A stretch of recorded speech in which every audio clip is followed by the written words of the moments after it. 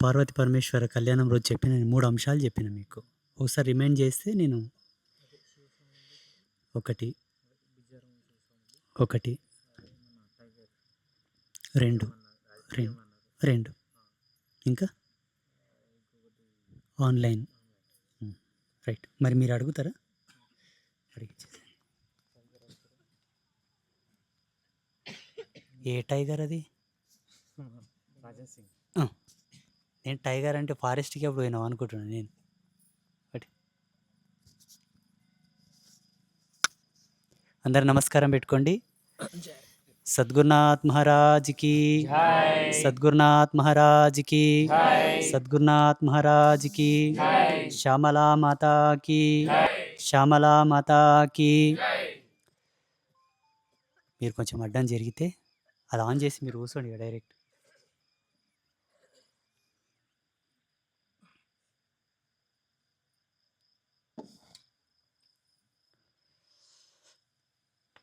దీక్ష విరమణ చేసిన వాళ్ళు చేయలేపండి.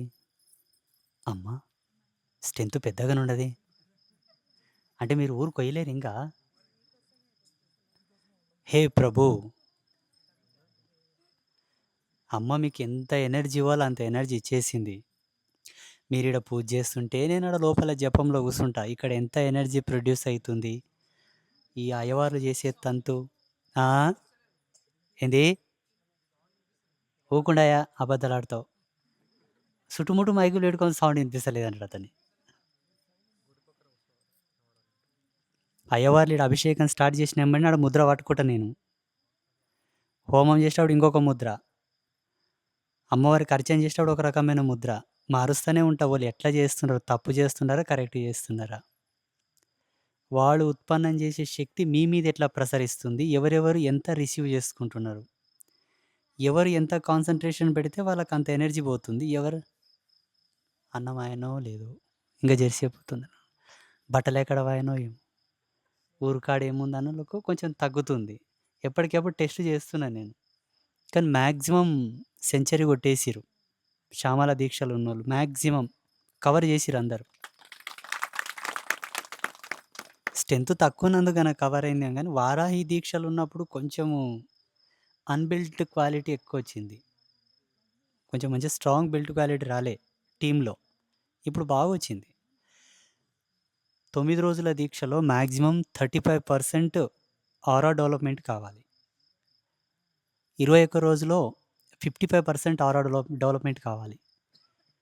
మండల దీక్ష 41 రోజులో 101% ఆరా డెవలప్‌మెంట్ కావాలి.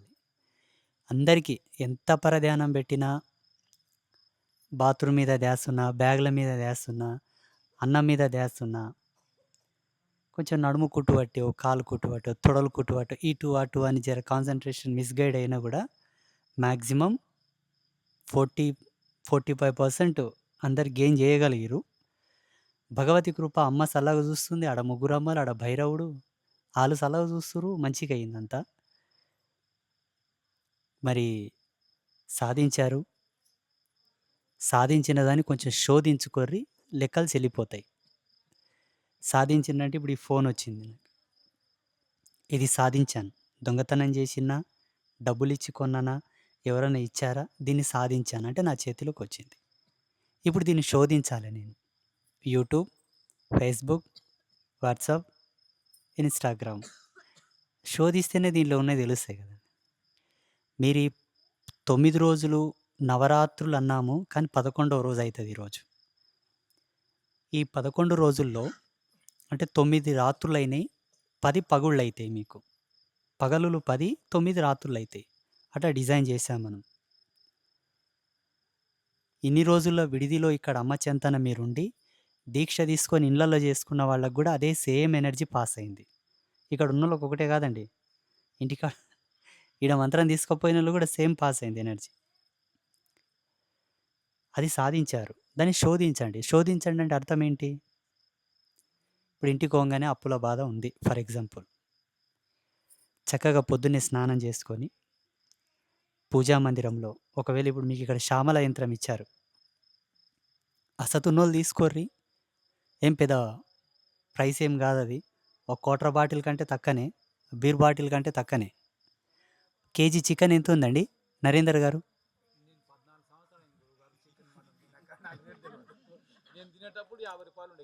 తిననంత మాత్రాన తెలియకుండా ఉంటుందా? ఎవరప్ప చికెన్ తినేటోళ్ళు? చేతులు లేపండి ఆయన, నేను దుంగులుగా తింటానేమా? ఆ? KG mutton? అమ్మో, అయితే శ్యామల యంత్రం తక్కువ, మటన్ కన్నా తక్కువ. అమ్మో, కేజీ 800? అమ్మ బాబోయ్. ఆహా, అయితే శ్యామల యంత్రం కేజీ మటన్ కన్నా తక్కువ కాస్టే. ఆ? అట్లా కాదు, మనం ధర్మ నిర్ణయం చేశాం. యంత్రాన్ని యాక్చువల్లీ ఆయన ప్రింట్ చేస్తలేనన్నాడు. రిక్వెస్ట్ చేసి చేసి చేసి లేదయ్యా, ఒక ఋషి తపస్సు చేసిన తర్వాత ఆ శక్తిని ఏదో ఒక రూపంలో ఇచ్చుకోగలగాలి. ఇవ్వకపోతే ఆ తపశ్శక్తి ఆయనని అడుగుతుంది, ఎందుకు పెట్టుకున్నావు దీన్ని, ఎవరిని కట్టబెడతావని అడుగుతుంది. ముక్తి మోక్షం అంటావా? అమ్మ పాదాలు పట్టుకున్న నాడే ముక్తి వచ్చిపోయింది. ఇంకా డబల్ ముక్తి ఏం చేయలే మనం, డబల్ మోక్షం ఏం చేయాలి? అందుకే చేయి నాయనా చేయి నాయనా అంటే చేశాడు. దానికి ఒక రేటు, ఆయన మేకింగ్ ఛార్జెస్ తీసుకున్నాడు. ప్యూర్ కాపర్ అని చెప్పిన, కల్తీ కలవద్దని చెప్పిన, రకరకాల రిస్ట్రిక్షన్స్ పెడితే ప్యూర్ కాపర్తోనే యంత్రాలు చేశాడు. దానికి ఒక రేట్ అయింది. మనం ఏం చేసాం, ఇక్కడ ఆస్థానంలో పెట్టి పూజల అన్ని ఎనర్జీ లెవెల్స్ అన్నీ దాని మీద వచ్చేటట్టుగా, అటు నేను జపం నా ముద్ర, ఇటు అయ్యవారి యొక్క మంత్రోచ్చారణ, ఆ చాంటింగ్, ఆ వైబ్రేషన్స్ ఆటోమేటిక్గా అది రిసీవ్ చేసుకుంటుంది, దాని శక్తిని అది తీసుకుంటుంది. పీఠాన్లో ఉండేటటువంటి ఆచార్యులకు అలాగే దానికి చేసినటువంటి అన్ని దానికి పట్టుకొని ధర్మమైన ఒక రేట్ ఫిక్స్ చేస్తాం మనం. శ్యామల యంత్రం ఇస్తారు, యంత్రం తీసుకోండి, పూజా గదిలో పెట్టుకోండి. ప్రతి మంగళవారం శుక్రవారం పాలతో నీళ్ళతో కడగండి, గంధం కుంకుమ బొట్లు పెట్టండి, ఏదైనా పువ్వు ఉంటే పువ్వు పెట్టండి, అగరవత్తులు వెలిగించండి, నెయ్యి దీపం పెట్టండి, నెయ్యి లేకపోతే నూనె దీపం పెట్టండి. పెట్టి పాలు వేడి చేసి చల్లారిన తర్వాత దాంట్లో కాస్త పంచదారన బెల్లమన్న వేసి నైవేద్యం పెట్టి చక్కగా దండం పెట్టుకొని ఇక్కడ మీరు పొందిన మంత్రాన్ని స్మరించండి. 11 సార్లు, 108 సార్లు, ఎన్నిసార్లు వీలైతే అన్నిసార్లు పలకండి. శ్యామల దండకం చదవండి, శ్యామల అష్టోత్తరం చదవండి, మీకు ఏది వస్తే అది, లేదా శ్రీ సూక్తం పఠించిన తర్వాత ఇక్కడ సాధించిన శక్తి ఆల్రెడీ మీ నాడీ మండల వ్యవస్థలో ఉన్నది. మీ శరీరం అంతా కూడా ఆ కళలు ఉన్నాయి. దాన్ని శోధించడం అంటే గిదే. అమ్మ యంత్రం దగ్గరనో లేదా అమ్మ ఫోటో దగ్గరనో ఈ ప్రక్రియలన్నీ చేసి మీకు ఇచ్చినటువంటి మంత్రశక్తితో మీరు దాన్ని ఆవాహన చేసుకోవాలి. ఎలా? చదివిన తర్వాత నేను అంబాత్రయ క్షేత్రంలో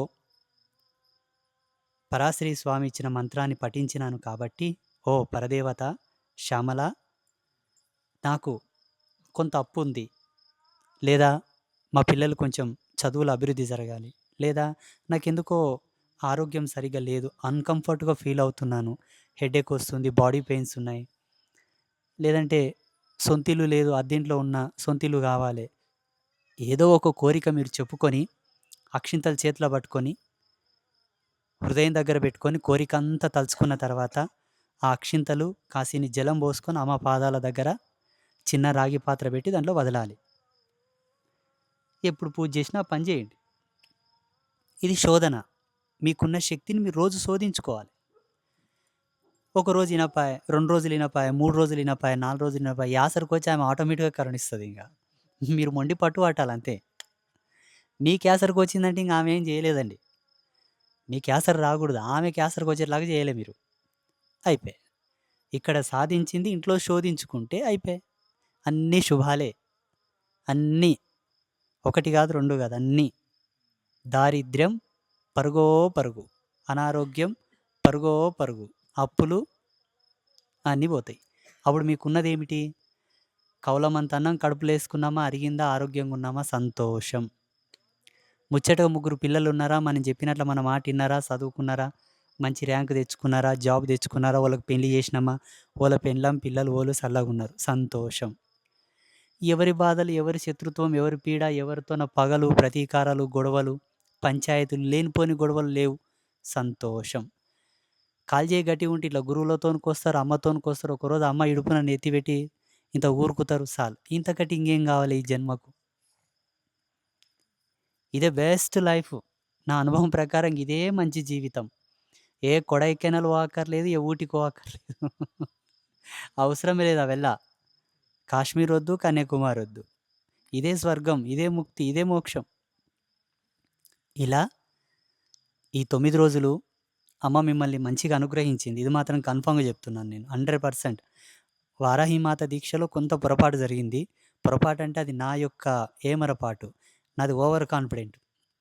నా ఓవర్ కాన్ఫిడెంట్‌కు నాకే అమ్మవారు సున్నం పెట్టింది. దాంట్లో కూడా అద్భుతమైన ఫలితాలు అందరికి ఇచ్చిందనుకోండి.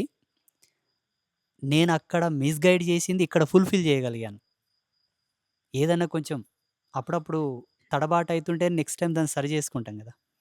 అట్లా అదృష్టం సరే మీ కోరికలు, మీ కష్టాలు, మీ బాధలు తీరుతాయా? తీరయా? నేనెవరిని చెప్పడానికి? అమ్మ జగజ్జనని త్రిమూర్తులకే వరప్రదాయిని అయినటువంటి ఆ తల్లి నిర్ణయించాలి. నేను గాదు. అనుభవం. ఇప్పుడు నేను ఇన్నేళ్ళు అమ్మ పాదాల కాడ నేను తపస్సు జేసినా, నేను పొందిన అచీవ్‌మెంట్స్, నేను పొందిన లాభాలు, అమ్మ నాకిచ్చినటువంటి ఆ అదృష్టములను నేను రుచి చూశాను గాబట్టి మీకు చెప్పగలుగుతున్నాను. కాకపోతే మనుష్య జన్మలో మానవుడు ఏ ఏ సందర్భమున, ఏ ఏ నిమిషమున, ఏ ఏ గడియల్లో ఏమేం చేశాడో ప్రతీదీ లిఖించబడతది. దాన్ని లిఖించేదంతా గూడా మన మైండ్.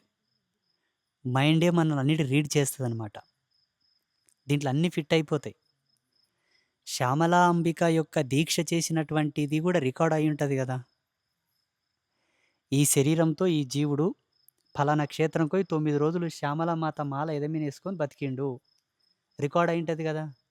సాలు మరి ఇంకేం గావాలి? ప్రపంచంలో ఎంతోమంది చిన్న చిన్న పిల్లల మీద అత్యాచారం చేసి జైలుకి పోతున్నారు. ఆడ జైలర్ రాస్తాడు, కాలం రాస్తది, పరమాత్మ గూడా రాసుకుంటాడు. అంతకన్నా మనది బెస్ట్ గదా! దొంగతనం చేసి జైలుకి పోయి రాసుకుంటారు. కానీ అన్నిట్లో పోల్చుకున్నా చాలా గొప్ప జీవితం. ఈ 9 రోజులు ఇక్కడ అమ్మ దగ్గరున్నారు. మంత్రం తీసుకపోయి ఇంట్లో జపం చేసుకున్నారు. పూజ చేసుకున్నారు. అంటే ఫీల్ అవ్వండి. జీవితం ఇలా కాకుండా ఇలా గూడా ఆలోచించగలిగిన వాడే ఉత్తముడు. అలా ఆలోచించండి, తృప్తి పడండి. ఆ తృప్తిలోనే ఏ మనిషైతే అద్వితీయంగా, ప్రశాంతంగా, పీస్‌ఫుల్‌గా తృప్తి పడుతుంటాడో ఆయన శరీరంలో కొన్ని అద్భుతమైనటువంటి ఎనర్జీ లెవెల్స్ అనేటివి ఆటోమేటిక్‌గా ప్రొడ్యూస్ అయితాయి బాడీలో. ఆ కెమికల్ రియాక్షన్ అనేది జరుగుతది. అలా చేసుకుంటే మన శరీరంలో ఉన్న కొన్ని మూలమైనటువంటి వ్యాధులు ఆటోమేటిక్‌గా మలమూత్రాల ద్వారా ఎళ్ళిపోతాయి. చెమట ద్వారాన పోతాయి. అందుకే యోగులు ఎప్పుడు చూస్తే ప్రశాంతం, ప్రశాంతం, ప్రశాంతం, ప్రశాంతం. మీరు ఫీల్ అయితే ఇంతవరకు నేను చెప్పింది మీకు 100% సక్సెస్, సక్సెస్, సక్సెస్. శుభం. ఈనాటి పూర్ణాహుతితో ఐ యామ్ సో హ్యాపీ. నేనైతే చాలా హ్యాపీగున్నాను. అయ్యవారు గూడా బాగా ఆనందంగా ఎళ్ళిపోయారు. ఖుషీగా జాయ్‌గా ఎళ్ళిపోయారు వెళ్ళేటప్పుడు. మంచిగా వాళ్ళు గూడా ఫీల్ అయ్యారంట. మరి మీరందరూ సంతోషంగా ఉన్నారా లేదా? ఎవరికైనా ఏమన్నా ఇబ్బందయిందా? అబద్ధాలు చెప్పకండి. ఆ! అమ్మ మనకున్నంతలోనే మనకన్నీ కల్పిస్తుంది. వాస్తవం చెప్పాలంటే మనకన్ని మౌలికమైన వసతులు లేనప్పటికిని గూడా ప్రశాంతంగానే అందరిని మంచిగా జీవనం గడిపిస్తుంది. ఇలాగే చల్లగా చూడమ్మా అని రోజు మొర జేస్తున్నాను నేను. ఇంకా గూడా ముందు ముందు అమ్మ ఆశీర్వాదం చేస్తే ఇంకా అంటే నా కలకు తగ్గట్లే ఈ ఉత్సవాలు జరగలేదు ఈ 9 రోజులు. ఇట్స్ నాట్ ఇది నా యొక్క ఎక్స్‌పెక్టేషన్ గాదిది. యాక్చువల్లీ 9 హోమగుండాలు రావాలి. శ్యామలాంబ పరివారం మొత్తం రావాలి. ఈ ఈ తల్లికి కొంత పరివారం ఉంటది. చాలా పెద్దగుంది నా ఎక్స్‌పెక్టేషన్ గానీ, ఇంకా ఆర్థిక స్థితిగతులు, ఆ స్థలము అట్లా కొంచెం ఇబ్బంది వల్ల చిన్నగా అట్లా చేసుకున్నాం. అమ్మ ఆశీర్వాదం మంచిగానే అయింది. మళ్ళీ దాంట్లో కొసరడం ఎందుకులే. అందరికి శుభాశీస్సులు. రేపెళ్తున్నారు గదా అందరూ. ఈడనే ఉంటారా? పోరగడ జల్దీ. ఎందుకు పోమంటున్నంటే తొక్కుడ పడతది మళ్ళా. అంటే కల్చర్ పడతది. ఆల్రెడీ మీరు పొందిన శక్తితో మీ కడపల కాలు పెట్టి ఒక నిద్ర తీయాలి.